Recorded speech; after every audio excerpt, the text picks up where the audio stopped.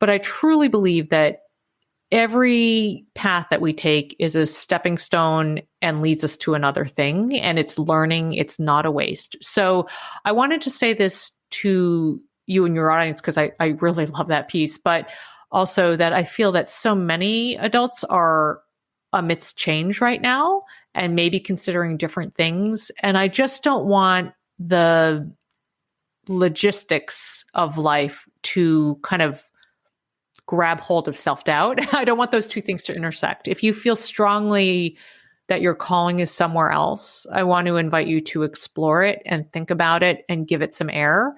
Give it just as much air as the naysaying side would give you, because it is really important. Welcome to Tilt Parenting, a podcast featuring interviews and conversations aimed at inspiring, informing, and supporting parents raising differently wired kids. I'm your host, Debbie Reber. This week, I'm thrilled to share with you a friend who is someone I learned from, grow from, and continue to be inspired by, Dr. Christine Koh. Christine is a music and brain scientist turned multimedia creative and a fierce believer in the power of humans, small moments and actions, and vulnerable, authentic storytelling. She's a contributor at The Washington Post, Boston Globe Magazine, and CNN, as well as the co-author of Minimalist Parenting and founder of the award-winning blog Boston Mamas. She also hosts the podcasts Edit Your Life, which I love, by the way, and Hello Relationships. And a full disclaimer, this is a bit of a different episode than my more typical fare because we're not going to be focusing on a specific diagnosis or even really talk about neurodivergent kids. But we are going to talk about ways that we can more fully show up for ourselves as creative, resourceful, and whole humans. And because I benefit so much from Christine's authentic and vulnerable way of being in the world, in her social media, her podcast, and her writing, I really wanted to share some of Christine's goodness with all of you too. So in this episode, we'll get into all kinds of topics like vulnerability, boundary setting, leaning into discomfort, and making big, messy life pivots. Good stuff. So sit back, grab a cup of tea, and join Christy and me in conversation. Before I get to that, as you may know, I've been working to create some self-study programs for parents and caregivers who are looking for very specific support.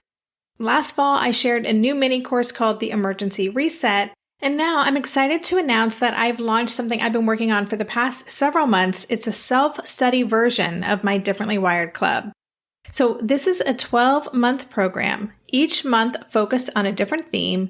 It features videos, worksheets, accountability challenges, deep dive resources, and weekly emails to keep you on track. So I try to take the best of the club and reformat it in a way that works for busy parents who just don't have the time for live calls and engagement, but would really benefit from the content of the club. To check it out, you can visit courses.tiltparenting.com or go to Tilt Parenting and just click on Courses in the main menu. Thank you so much, and now here is my conversation with Christine.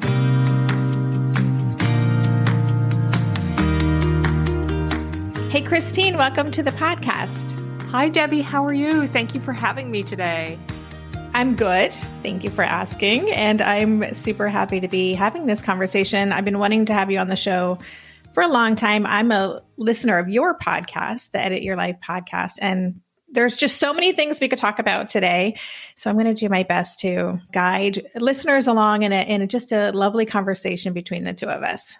Oh, I'm so excited. And Debbie, if I can just embarrass you for a second to your listeners and just say that you are one of my favorite people I have met virtually through the pandemic who I've yet to meet in person. So one of my upcoming goals in the next year or two, whenever, things settle down, is to actually hug you in person. It will happen. We will manifest. That sounds amazing. I was thinking of you this morning that also you are someone who has really leaned into baking in the time that I've known you. And this may have been a pre-pandemic thing for you. For me, it's new, but your stuff looks amazing. As does yours. And I was thinking that too. We need to bake together someday. So yes. We'll look forward to that. Awesome. Well, what I would love to do to start this conversation, you are someone who to me can't really be defined. Such a great thing for this audience because we are raising kids who don't neatly fit in any boxes. I don't think you fit in any boxes. And, I've already read your formal bio, but if you could just share with us how you define or describe yourself and the work that you do in the world.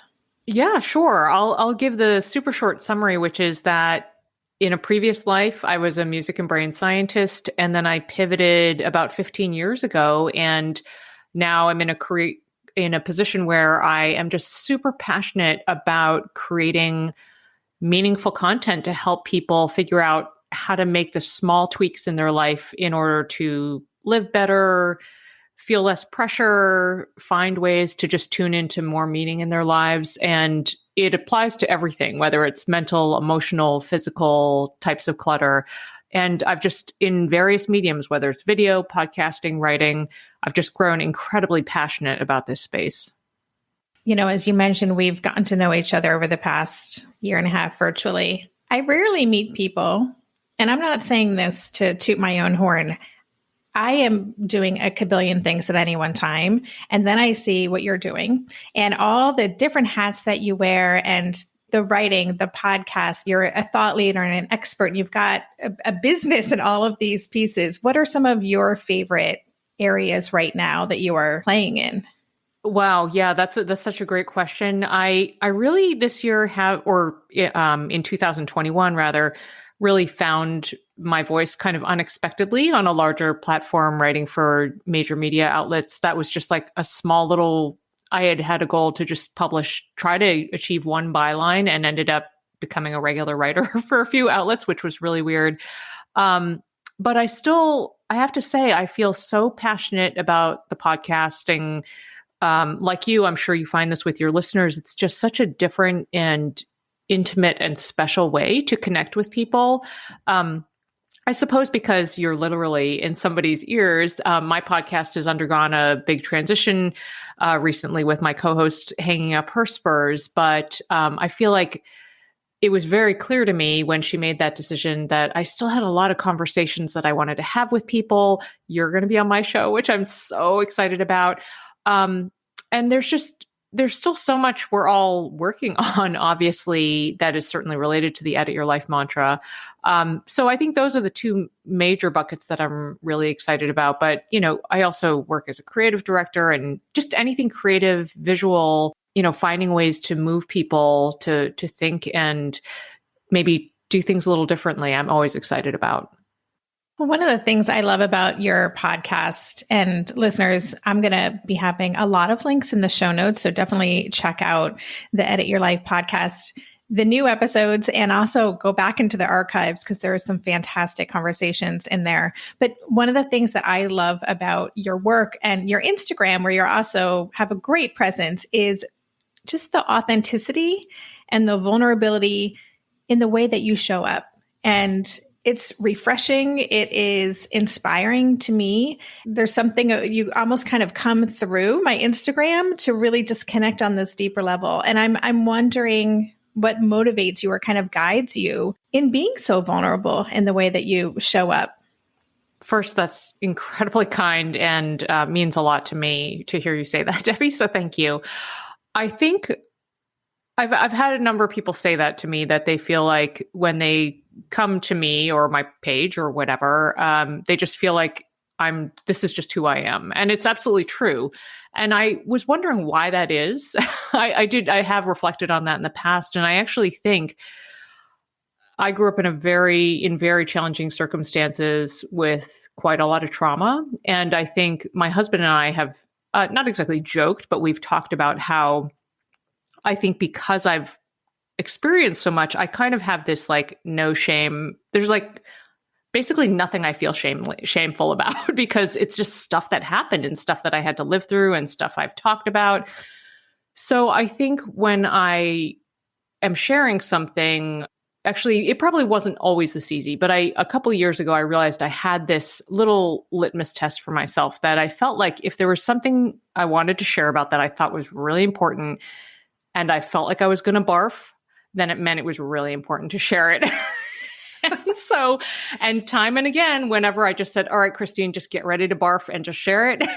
um, when I did that, people would react to it and just feel connected. They would feel like their own struggle was seen and validated and heard. And that was really important to me. So I think I've just always felt like, you know what, we are better for sharing things. And certainly, I don't know if you know Laura Tremaine, but she has a book called, I believe it's called Share Your Stuff. And she's a podcaster. Her podcast is called 10 Things to Tell You. And we've talked about how, actually, I did interview her on my podcast, but we've talked about how, sharing, whether it's with your friends, whether it's, with family, really cracking open and being authentic and vulnerable, that's how you grow closer. I mean, you can't do it with everybody. You have to, you have to pick your people, but it really is an important step to growth together. Yeah, as you were talking, I was thinking of a guest I had on the show maybe a year ago, Mercedes Samudio. She wrote a book called Shame-Proof Parenting. And a lot of that is about kind of tapping into our internalized shame that we brought with us, that we bring into our relationship with our kids and how that can impact the dynamic. And so I'm just wondering, you're a parent, how has this vulnerability and dealing with the nausea and sharing anyway, how has that impacted or changed the way that you show up for your kids, if it has? Yeah, that's a great question. I have 2 kids, ages 10 and 17. And, it's interesting also raising kids in this age of social media, because I've certainly found, especially as my older one has become a teen, that I've really moved off of sharing a lot about my kids and really keeping the lens more on me, because I really have thought, I can tell some of their stories, the sort of light things, but I want to be careful about what I disclose. So I think there's, that's like one piece of the story with them, but I think I always try my biggest struggle from the very beginning with my kids was to try not to overcompensate with them for what I didn't have as a kid. And that started out as material things, but I think also it's just been really important for me to remember, hey, it's really good for them to see me make mistakes and to feel okay about their mistakes. I mean, we know Jess Leahy, she's a great friend, and she, talks about the gift of failure. Her book is incredible. Those moments are so important. And so I have not tried to burden them with the stories of my past, but just when relevant and age appropriate, I've tried to intersect, different little bits in order for them to both just kind of give themselves a little grace, give other people a little grace, and try to figure out a way forward if they're experiencing a point of struggle. Yeah, that's great. Thank you. So I wanted to actually revisit a post, an Instagram post. I think it was from spring of 2021, kind of really in the heart of the pandemic. Or 2020, excuse me. I don't even remember. So I have no idea when this post happened. What is time? Yes. This is the post in which you cut your hair on an Instagram. I watched it. And I think it was James, your dog's scissors, perhaps? Grooming scissors.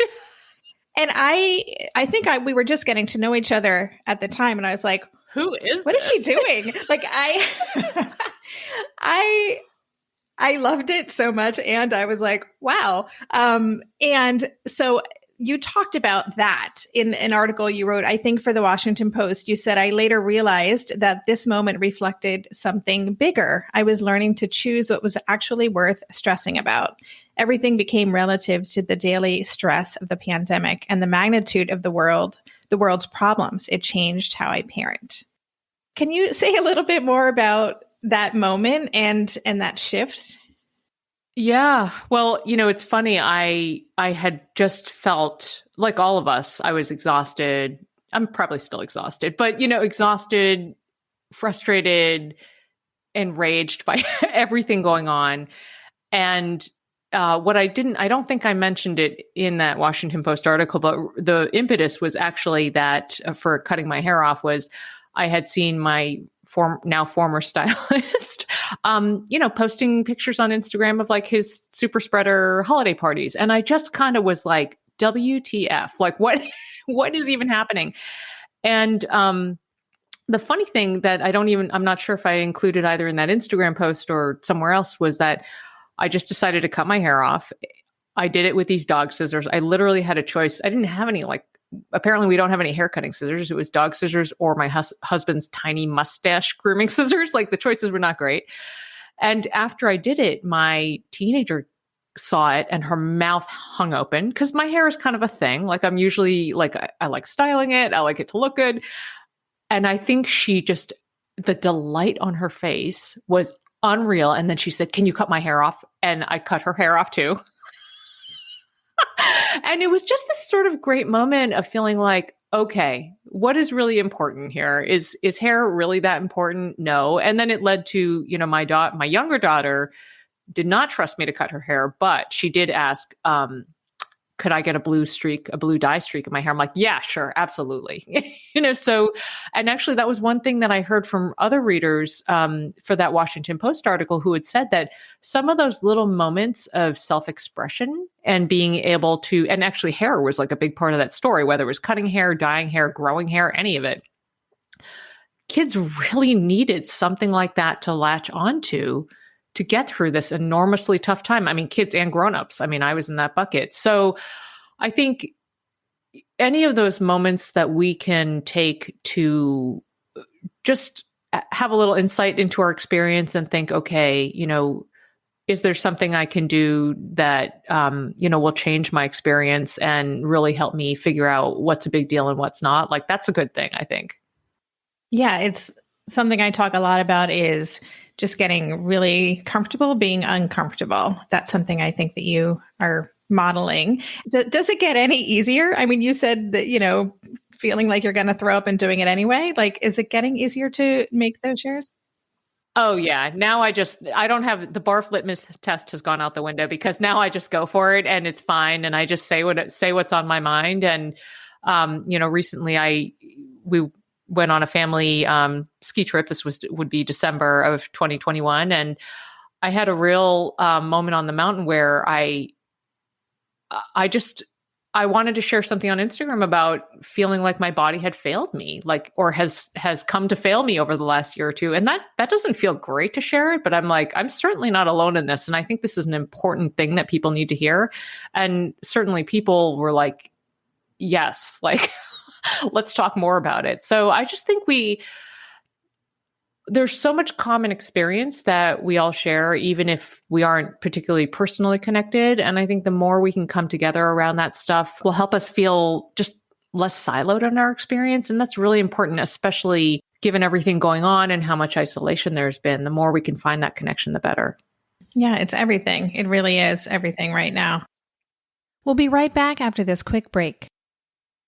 Maybe I've watched too many seasons of The Amazing Race, but every time I have to go somewhere on the subway, I treat it like a competition. It's all about making the right gut decisions about which route will get me there the fastest. Sometimes those decisions get me where I'm going early, and other times my gambles don't really pay off. Probiotics can't help with most gut decisions, but if your gut needs a little support, Ritual has your back. Their Synbiotic Plus, a 3-in-1 supplement, has clinically studied prebiotics, probiotics, and a postbiotic to support a balanced gut microbiome. I've been using Synbiotic Plus for about 6 months now, and it's become a core part of my morning routine. I take the mini capsule every morning while making my way through my inbox, whether I'm at home or I'm on the road, because it doesn't need to be refrigerated. And the capsule itself is delayed released, which helps it survive the harsh conditions of the upper GI tract for delivery to the colon. And that's exactly where we want it to go. Ritual invested in a study modeling the human colon, which showed that Synbiotic Plus significantly increased microbial diversity and the growth of beneficial bacteria. There's no more shame in your gut game. Synbiotic Plus and Ritual are here to celebrate, not hide your insides. Get 25% off your first month for a limited time at ritual.com/tilt. Start Ritual or add Synbiotic Plus to your subscription today. That's ritual.com/tilt for 25% off. During this month of planning and organization for big transitions, rhythms and routines have been absolutely essential for our physical and emotional well-being. So Green Chef nights are reliably and predictably a good night. We know the ingredients will be fresh and prepped, the instructions easy to follow, and the meal delicious. We're all still talking about last week's turkey tacos with mango chimichurri sauce, refried beans, and Monterey Jack cheese. Green Chef contributes to a healthy lifestyle with easy and delicious menus like fresh seasonal salads and grain bowls. And with over 80 weekly meal and market options, plus rotating options to suit a variety of lifestyles, whether Mediterranean, plant-based, calorie-smart, keto, protein-packed, gluten-free, there are always plenty of options to choose from. Whatever you select, you'll get farm-fresh ingredients, organic whole fruits and veggies, and premium proteins, all delivered straight to your door. I love those 4 words. Straight to my door. Oh, and one more thing I love about Green Chef, they have an app, which means it's easy to manage meal preferences and delivery from your phone if you want to. And I, for one, want to. I am in that mode where I'm making the most of little moments like waiting in line at the pharmacy or for the F train to pull into the station to tackle all of those to-dos. So the convenience of an app is key for me. Green Chef has a special offer for Tilt listeners. Go to greenchef.com/tilt50 and use code TILT50 to get 50% off plus 20% off your next 2 months. That's 50% off plus 20% off your next 2 months when you use the code TILT50 at greenchef.com/tilt50. You have a lot of passions, as we've discussed, but I know that reducing overwhelm is something that you've been really working on. I've seen you do that. I actually, in another podcast, I was interviewed for a podcast yesterday about slowing down and pausing over the holiday break. I did this with Susan Stiffelman, and you came up because one of the things I appreciate is that if you can't do something, you just say, oh, I'm not able to do that. And I'm like, oh, you can just say that? Like, you don't need to have reasons. Oh my gosh, you're such a role model for me in that way. And maybe that's boundary setting or, I don't know how you would classify that, but that is something, even just saying what you need and not feeling a need to explain, to excuse, to just put out what you need. Yeah. Can I take a second to just explain that a little bit more? Because it's so funny. This exact topic just came up with my kids and they were like, what? You can do that? So one of the things that I hear about back in pandemic times, or pre-pandemic, when I was doing a lot of speaking in person, but it's also come up on speaking engagements virtually too. But one thing that I always bring up, and people always go, what, you can do that? And then they try it and then their minds are blown, is I say, I think the reason that we as people struggle with saying no is because we feel like we need to make an excuse about it. And sometimes we don't have I'm using air quotes, legitimate excuse, and we don't want to lie, right? That doesn't feel great. So I have told people repeatedly, you don't have to give an excuse. You can just say, no, thank you. Thank you for thinking of me. I'm not available. And you don't have to give an excuse. When I told my kids this past weekend in the car, they could not believe that anybody would take that for an answer. And I'm like, yeah, I do it all the time. And once I started doing it, I always recommend to people, if your listeners want to take away something to do this week, I'm very action oriented in sort of life edits. But, go through your email and you will invariably have a thing, maybe 5 things that you really don't want to do. Somebody's asking you something, you really don't want to do it. Simply respond with oh, I'm not able to do that, but thanks for reaching out. That's it. No excuses, nothing. Once you just get over the cringe of doing that once or twice, I swear your life will change and you will be able to fire off those emails. You'll respond, so you won't feel bad about not responding. Because that's the other thing, is when we don't want to give an excuse, then we don't respond, and then we feel bad about the lag time. There's this whole thing. I mean, I just did that with an editor this morning where I realized, I was like, I just don't have time over the next couple of weeks to develop a bunch of pitches and write a bunch of stories and reach out to sources. So I said, hey, I really would love to write some stuff, but the next, actually for her, I did share that I was just going to be out of pocket, but I said, I'm not going to be pitching anything the next couple weeks. Have a great holiday. Yeah. How did that feel? Yeah. And it was great. It was just really direct and it was honest. And I think that being honest, actually, even if that means giving less information, is a real sign of respect to another person. So I think that's like a really good thing. Yes. It feels freeing, even just hearing you talk about it. And it's something I've been working on as well. And, as Till Parenting has grown, my inbox has exploded and I want to help all the people and answer all the emails. And that's a tricky balance for me. But saying no to some of the opportunities that I get for guesting on a podcast or an event or things like that, it has been, I don't have to say yes to everything. And so for listeners too, it doesn't matter if this is about your business or anything, like we all have the right to do what we need to do for ourselves and for our families. And it can feel really uncomfortable, but it does get easier. Mm-hmm. It does. The more you practice it, it's just, like kind of muscle memory. You just need to get in the swing of it a little bit. Yes, 100%. Well, so you said you're action oriented and you are, and also, you are the co-author of a book, Minimalist Parenting. Like this is stuff that you, for lack of a better word, you like to geek out on, which I do too. So I love that. Any other like tips or hard-won wisdom on that boundary setting piece? Because that is a really tricky thing. It's what I'm hearing a lot from my community right now, especially as we're recording this, we're leading up to the holidays, but this can happen anytime, is demands placed on our families that we know are going to trigger our kids, are going to create stressful situations, whether it's a expectations that we attend this family gathering and we know it's just the perfect storm for our child. Like any specific strategies on how we can really clearly set boundaries in a way that can feel good and not, I guess we can't control what other people think or respond, but. Yeah, absolutely. It's interesting. I had posted just a little quote from a recent episode and people really responded to it. And I basically was saying this was in advance of the holidays and really realizing that I wasn't sure. I was trying to decide whether I had been like this before the pandemic or if the pandemic like changed me, but I just was really feeling like I don't want big holiday stuff. Like I don't want to go to shows. I don't want to go to parties. I just want one-on-one. I want, or very, very small group. Like I'm talking like 6 to 8 people small. I just, wanted less. And people were very much like, yeah, that's me too. That's me too. And so I followed up actually in Instagram stories, although maybe I should actually put it somewhere a little more permanent, is I said, people often want sample language from me, which is sort of funny because actually I think my therapist husband, I've joked about the fact that I want to develop someday a What Would John Say app because he always has the perfect response for every single thing.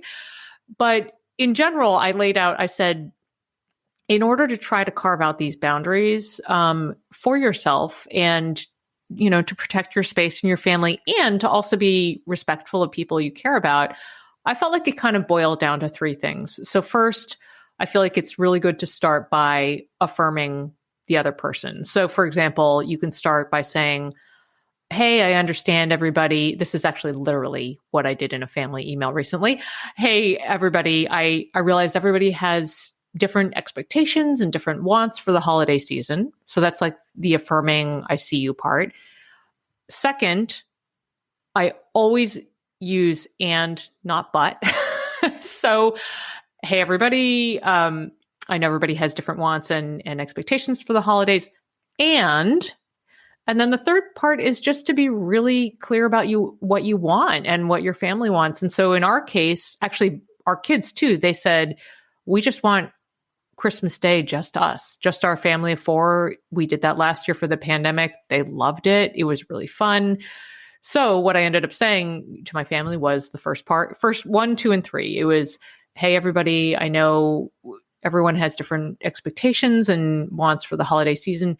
And my family has decided that we want just a small, quiet Christmas with just the 4 of us, or the 5 if you include the dog. But then the fourth little piece is to then offer a point of connection that feels really good to you. So I followed that up by saying, I'll follow up by, phone or video chat with people individually to connect around the holidays. So it's not like you're just shutting people off, but it's connecting in a way that is true to you, that will not lead you to feel resentful.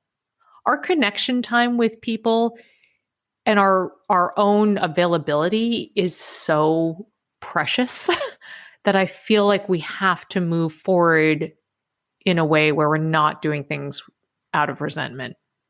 I really believe that. And I think we can do it. We just need to really tune into what we want and then to just be direct and honest. You can be direct and honest and be loving too. Yeah. And, you used the word respectful before. It is respectful to be honest with people. And I think that isn't what we initially think, right? So many of us just think we're letting people down. We're disappointing people. This is going to be a big deal. This is going to be a problem. Like, we can often revert back to behaviors or thinking patterns from when we were younger, or relationships with siblings and all those things. But speaking our truth is respectful to everyone involved, right? It gives everyone the chance to kind of level up their own game. Yeah. And I personally, I would like to show up as, a happy and engaged person. And that's harder to do if you're feeling like, wow, somebody said I should be here, so I'm here. That doesn't feel good. I also wanted to add that, because it's on my mind as we approach the holidays, since we're recording in December, but it's also really good to explore creative solutions. I mean, we're all doing things differently thanks to the pandemic, right? So, for example, for the holidays, I'm taking one of my kids to see my in-laws, like my husband's parents. He took the other kid there for Thanksgiving. So we're doing Christmas. We're just splitting it up. And that's going to be the way to give everybody enough space during the holidays to do the things they want to do, but still connect with people we care about. Yeah, I hope that is one of the things that we take with us when this pandemic eventually ends, is just a clear sense of who we are and what we need, how to ask for it. As you were talking, I was also thinking this is really important modeling for our kids, to show them that they get to be in choice about some things too, that, that certainly wasn't the way I was raised, to realize that I could say no to things. And there was a lot of obligation or just expectation around how things were done. And so it's a great opportunity for our kids. I think that's a perfect, wonderful point, because it really is so important. Like the way that I grew up in a family of 7, traditional Korean patriarchal, like there was you just took your orders and you moved forward. Like there was no discussion about anything. So I would like to invite your listeners to reframe this, to think of it as a time of opportunity. This is a time of opportunity for us to get clear on what we want, to advocate for what we want, to help model for our kids that that's important, to help them use their voice. Like there are just so many intersections that are really great and important for them to become full people, full happy people. So it's really a good thing. It's, again, it can be uncomfortable, as you said, but those moments are really important too. Yeah, it's where all the good stuff happens, on the other side of that discomfort, or maybe in the middle of it, but we don't appreciate it until we're on the other side of that discomfort. We'll be right back after this quick break. Hey there, it's Debbie. I love making this show and sharing conversations about how to support our awesome neurodivergent kids. I've seen how even one little insight from an interview can spark a big shift in daily life. But I know that raising complex kids can be messy and lonely. And just when we think we figured it out, something comes up that boots us right back to feeling overwhelmed and stuck. That's why I've poured everything into creating a way for parents like us navigating complex parenting journeys to join together and chart a path that feels positive, hopeful, and doable. It's the brand new Differently Wired Club experience. In the club, you'll get personal support from me and other seasoned parent coaches, 6 live calls every month where you can connect and get your personal questions answered, the opportunity to learn directly from authors and experts like I have on this show, monthly themes for getting specific and tactical, an exclusive private podcast feed, and the best, most generous community of parents. Seriously, these folks show up for themselves and each other, and that right there is really everything, because it's a daily reminder that we're not alone. Our kids aren't broken, and we have totally got this. The recently rebooted Differently Wired Club is on a brand new platform with its very own iOS and Android app. It is such a great space. However you learn, whatever your style, no matter the ages, genders, and neurodivergent profile of your children, the Differently Wired Club can help you cultivate the positive shifts you're hoping for. Join us today by going to tiltparenting.com/club. That's tiltparenting.com/club. I hope to see you on the inside. If you like this show, there's a decent chance you'll also enjoy the Shameless Mom Academy. Hi, I'm Sarah Dean, the founder and host of the Shameless Mom Academy. The Shameless Mom Academy is a podcast for moms that centers moms more than it centers your kids. I'm not going to teach you how to make baby food or how to make your 3-year-old or 13-year-old stop having tantrums. Instead, I'm going to bring you back to yourself. For the last 20 years, I've been helping moms through growth and transformation. Inside the Shameless Mom Academy, I help you identify who you are and who you are becoming. Look, motherhood is hard. It brought me to my knees many times and sometimes still does. Returning to who I am and who I am becoming allows me to decide how to show up in all those sticky motherhood moments, but also in all my other relationships and in all the ways I show up in my various communities. So come check out the Shameless Mom Academy wherever you listen to podcasts. I'm willing to bet you'll leave feeling a little inspired and maybe even completely fired up. And you'll probably laugh a few times because I promise we never take ourselves too seriously over here. With 700 episodes to choose from, you're likely going to find something that sparks and speaks to you inside the Shameless Mom Academy. I have been consuming your content all over the place. So thank you for going with me as I jump around through the history of your of your various outlets. But I think this was on your newsletter that you have. You wrote that intentions require attention and vulnerability. And that really jumped out at me. One of the things I talk a lot about is being intentional about the way that we show up, being intentional about how we want to be with ourselves, be with our family, be with our kids. And that's something we can set our intentions every day. Like, I get a do-over. This is how I intend to be. And I'm just wondering if you could say more about, what you were thinking when you wrote that. Intentions require attention and vulnerability. What was that about? Yeah, I believe that one was when I was sort of walking through the story of how I decided to pursue a goal of writing for major media. And I think the vulnerability in sharing that story was that during the pandemic, I wrote a book. I wrote 75,000 words. I wrote an Edit Your Life book. There was preliminary interest from a publisher.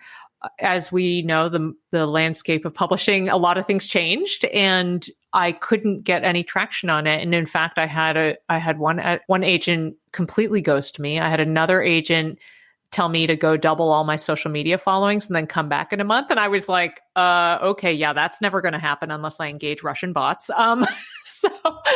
So it was a little, that was a moment of vulnerability because it's hard to say, hey, I worked on this thing. I put a lot of effort into this thing and it went nowhere.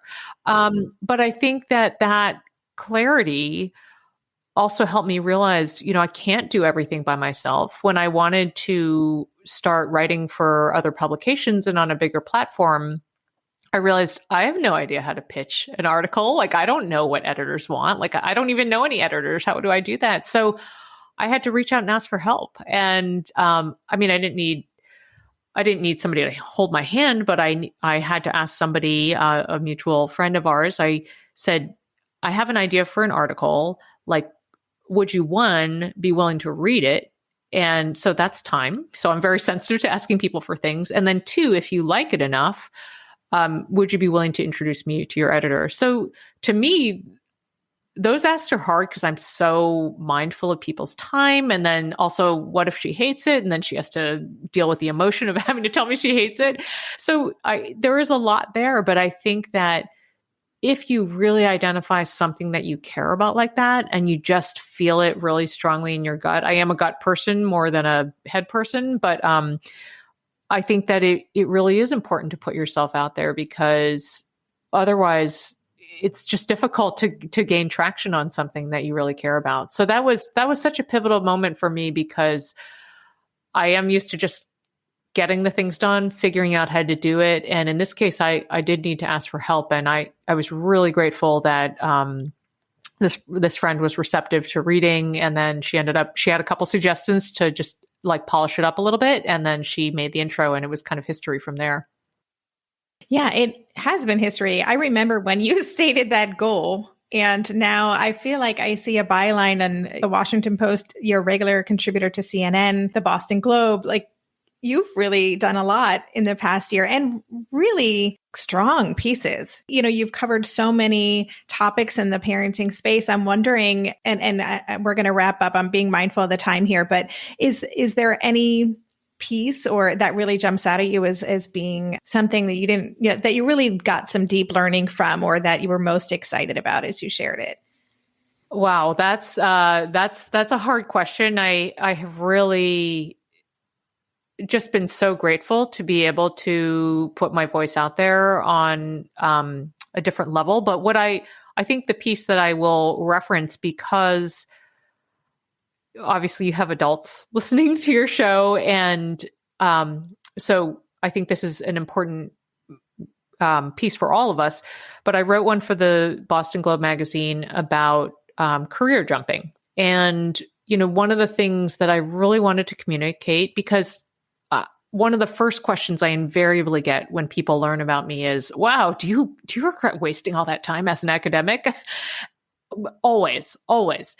And so my point in that article, as I kind of stepped through different experiences, is I said, you know, I get it. Like, it's hard, especially if you've undergone a career where it's required a lot of training, a lot of money, a lot of time. It is tempting to say, oh, wow, that was a waste, or I can't change because I already invested all this time. But I truly believe that every path that we take is a stepping stone and leads us to another thing. And it's learning. It's not a waste. So I wanted to say this to you and your audience, because I really love that piece, but also that I feel that so many adults are amidst change right now and maybe considering different things. And I just don't want the logistics of life to kind of grab hold of self-doubt. I don't want those two things to intersect. If you feel strongly that your calling is somewhere else, I want to invite you to explore it and think about it and give it some air. Give it just as much air as the naysaying side would give you, because it is really important. And I feel so lucky to be in a career that, I mean, listen, every day is not puppy dogs and unicorns. Some days I'm exhausted, but I do a lot of different types of work now, and I'm ultimately calling the shots. And that is something for which I'm incredibly grateful, because it's very different than my life in academia used to be. That's great. Great advice. And yeah, I always tell people when they interview me that this was not part of my master plan to have created a community for parents. That was not on my career goals, but I'm so grateful to be doing this work. But sometimes those hard pivots can feel super uncomfortable, because there can also be so much identity wrapped up in past careers, and that shift can be painful, but freeing ultimately. As a way to wrap up, well, I had two questions, but I'm going to combine them into one. Just as an outside observer and a stalker of your social media, it has felt like COVID has really there's been a growth spurt for you as a person during this time, as has been the case for so many of us. But I'm wondering, what are you kind of excited to bring with you moving forward? And maybe just as part of that, what are you most excited about right now? Like, is there something you're really jazzed about? Yeah, well, I think this goes in the vulnerability lane, but as I mentioned earlier, my podcast is coming to like a very big crossroads. My co-host is leaving. I'm going to fly the show solo. So I think part of me is feeling quite vulnerable, like, are people going to come still listen? But I'm also excited for the opportunity in that, and the ability to just kind of see where it goes. Like, I'm really, truly excited about that. I was totally not planning on saying anything about this, but I will just say it first with you, Debbie, because we're talking about vulnerability, but I have been thinking about exploring the prospect of writing some kind of memoir, something. So I'm thinking about not just like going out and writing it, but just starting to like put some feelers out. I already, talked to a friend or messaged a friend saying, who's a memoirist, saying, would you be willing to just talk to me for an hour about like what that's all about? And, reading some books about memoir writing and just kind of exploring it a little bit and not having a firm plan, but just kind of seeing where it goes. Because, one thing I keep hearing is that these stories that I share about, the connection of past and how that informs me as a person in the present and how that can inform many other bigger things in life for anybody else. It feels like those stories need to come together in some way. Wow, I can't believe I just shared that, but here we are because listen. Thank you. I feel so honored. Heard it here first. And I, as someone who likes to create lots of different things, I know that feeling of just knowing that there's something in this other area that you're curious about and want to kind of explore a little bit. And that is I can feel it. That's really cool. Thank you. Thank you for showing up with such vulnerability to this show. Well, I love you. And so obviously I'm very comfortable sitting here. So. And hey, you know what? To our point earlier, I did not feel like I was going to barf when I just said that. So yay. Oh, there you go. Awesome. Well, on that note, I just want to say thank you so much. Love you too. I think you're just a phenomenal human. I really wanted to just share you with my listeners because you do inspire me. You make me think. And I really do. Yeah, I get a lot out of the way that you express yourself and just keep showing up. It does push me further. And I'm hoping that it does that for listeners too. So thank you so much. Oh, thank you so much. That is just the kindest. And I appreciate it so much.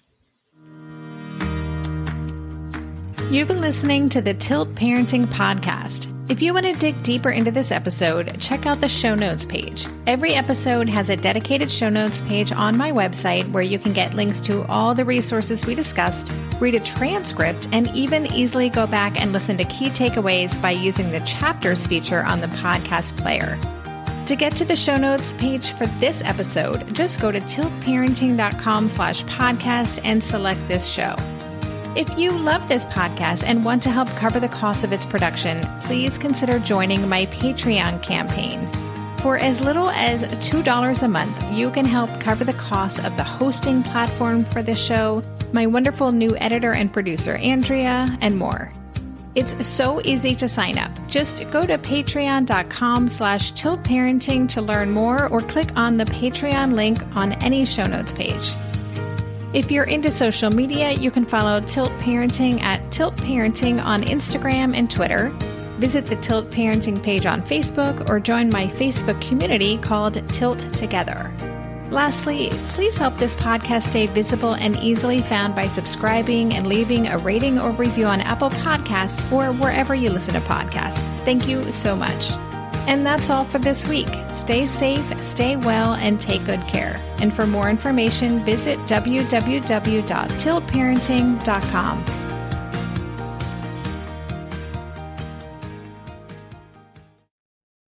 Are you overwhelmed by the things that get in the way of you doing what you want to do? Are you looking for ways to simplify life to better align with your values? Do you want to create space in your schedule so you have room for more of the good stuff? Play, joy, relationships, gratitude, and more? If you answered yes to any of these questions, I invite you to check out Edit Your Life, a podcast to help you edit the unnecessary from your life so you have more room to enjoy the awesome. Through episodes with me, Christine Coe, and a range of super smart, compassionate, and thoughtful guests, you'll come away with big picture insights and practical ways to declutter your home, schedule, and mental space without getting bogged down by perfection. I have always believed that small moments and actions matter tremendously. My goal is to help you find agency and space in your life through doable baby steps that will leave you feeling accomplished instead of overwhelmed. Check out Edit Your Life wherever you enjoy your podcasts.